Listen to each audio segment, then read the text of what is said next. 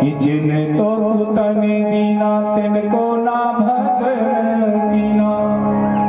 इतना सुंदर जिसने दिव्य तन दे दिया, बस उसी को बुला करके बैठे कि जिन तो तन दीना तिनको ना भजन कीना। कि जन्म सिरानो जात लोह के सोता मुरे। जरा सुनना शब्द क्या कहे गुरुदेव भगवान कहते हैं कृष्णा स्वामी छोड़ दे तो झूठी आस। कहते हैं कि जिन तो तन दीना तिनको ना भजन कीना। कि जन्म सिरानो जात लोह के सोता मुरे। और अवसर ना भूल प्यारे भलो पायो दावरे। ऐसा सुंदर अवसर आया है ना, जो कभी कभी आता है। लूडो खेलते ना, वो कौन सी गोटी खेल जाते हैं ना, कभी कभी गोटी आती है जो गोटी लाल करती है, वो गोविंद भगवान की बार बार नहीं आती है। ऐसे ही अवसर बार बार नहीं मिलता। 84 लाख योनियों में भटकते तब कहीं आकर के मनुष्य मिलता है, तब कहीं मानवता की प्राप्ति होती थी, तब कहीं आकर के हम मनुष्य योनि में आते हैं। जब 84 लाख योनियों में इधर भटकते रहे और अवसर ऐसा बढ़िया मेरा ये चला जा रहा है। इसे कि जन्म सिरानो जात लोह के सोता बुरे।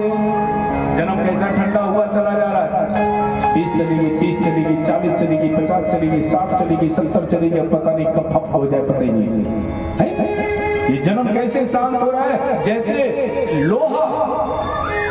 लोहार लोहे को गर्म करता है, जैसा चाहे वैसा आकार दे देता है। कब तक आकार देता है, जब तक लोहा गर्म रहता है। और जिस पल वो लोहा ठंडा हो जाता तो लोहार की तो बात छोड़ो, लोहार के बाप में भी ताकत नहीं है जैसे मोड़ करके कोई आकृति दे बना सकता है क्या?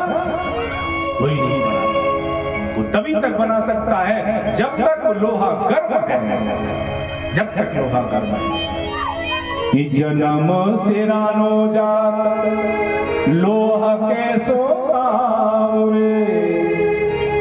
अवसर ना भूल प्यारे भलो पायो ना। अरे जिस दिन से लोहे की गर्माहट ठंडी हो गई ना, फिर कुछ होने वाला नहीं है।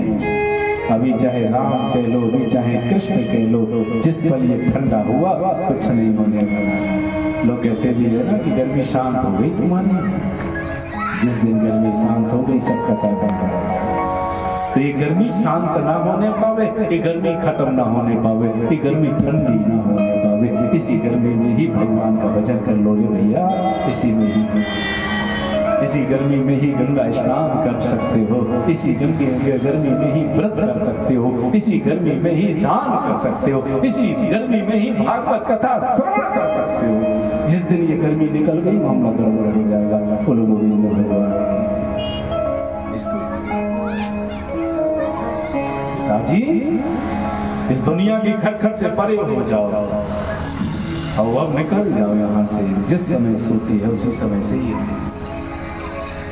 धुंधकारी के पिताजी आत्मदेव ने गौकर्ण की बात सुनकर के उस वाक्य को ग्रहण किया और ग्रहण करके वहां से निकल वन में जाकर के भगवान का भजन करना प्रारंभ कर दिया।